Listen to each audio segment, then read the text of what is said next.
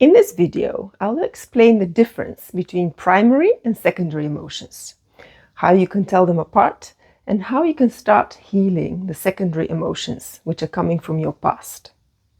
Hi, I'm Anna, your conscious connection coach, helping sensitive people like you heal their past and step into their flow and purpose.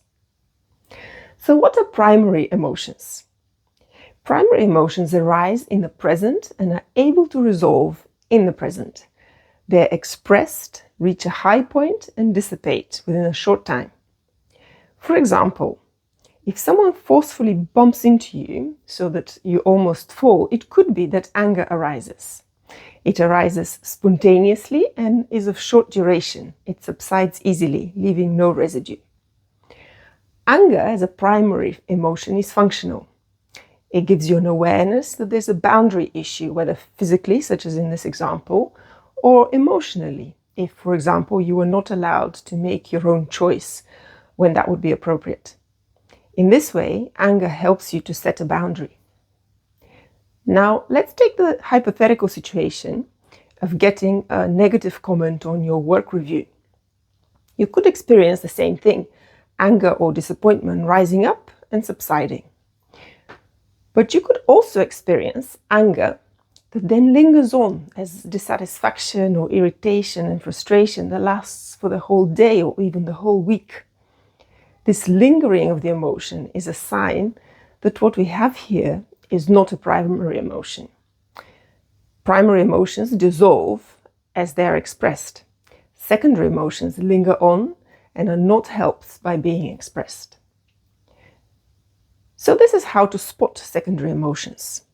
They are triggered in the present by a certain event, but we actually respond to something which is old, which the present event reminds us of. So in this case, if you have grown up with a critical parent, you are likely to judge yourself harshly and have a perfectionistic stance in life. In that case, the negative comment on the work review triggers this childhood pain of not feeling good enough. And you feel this suppressed anger that has built up and built up during your own youth. Expressing anger in your case as a child may not have been safe. Your first attempt to do so may have been silenced with a clap. So you may have learned not to feel anger, not to express it. But this anger is still there to be felt, and the hurt of being criticized is now projected onto your environment so that you are super sensitive to any criticism. If you spot such a reaction in yourself, where a certain emotion, and it does not have to be anger, it could be shame or hurt, disappointment or fear, and in the circumstances it lasts too long, or you notice that other people would not have had such a prolonged or such a heightened response to the triggering event, then you know it is a secondary emotion.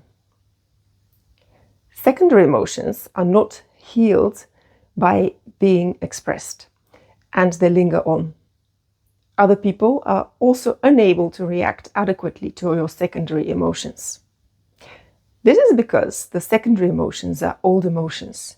They carry a weight of something from the past, perhaps some developmental trauma from your youth or some other small t trauma from your past.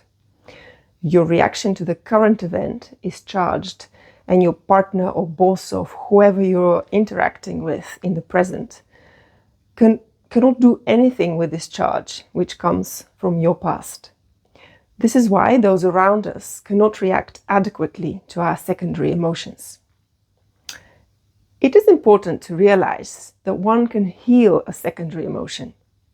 The healing happens on the inside, though. So it's, in our example, it is not getting into a confrontation with your boss or retreating into yourself, quitting your job, or any outward action. Because the long-lasting unpleasant emotion is not caused by the triggering event. It simply has triggered this old wound that you are unconsciously carrying. So to heal a secondary emotion, it is important to look at its origin. What has sensitized you to this issue? You first look at your own background, your childhood. Why do you react in this way? What does it remind you of? What do you want not to feel? In the example I gave, the negative remark from the boss might be making you feel like you're not perfect, not good enough. Then you ask, when did I feel like this in my childhood? If you allow sufficient time and space for this inquiry, specific memories may come up. As you're doing this inquiry, allow yourself to feel your emotions. Perhaps you see yourself as a child taking home a school report and seeing your parents are only focusing on the minus points, ignoring the successes. Feel the emotions which arise, and from the adult perspective, comfort your inner child. It has done its best. It does not have to do more. The parents had not been able to see its qualities. They judged you harshly, but none of that is the fault of the child. So let your inner child know that. It is not your fault. You're perfect as you are. In this way, we can learn to heal our inner child and let secondary emotions resolve into primary emotions, which can be felt and let go of. To do so, we need to have the courage to look into our past and the unhealed wounds that we carry. In my next video, I will cover systemic emotions, emotions which we unconsciously carry on behalf of others in our family system and which do not originate from our own past. So please make sure to subscribe, and thank you very much for watching.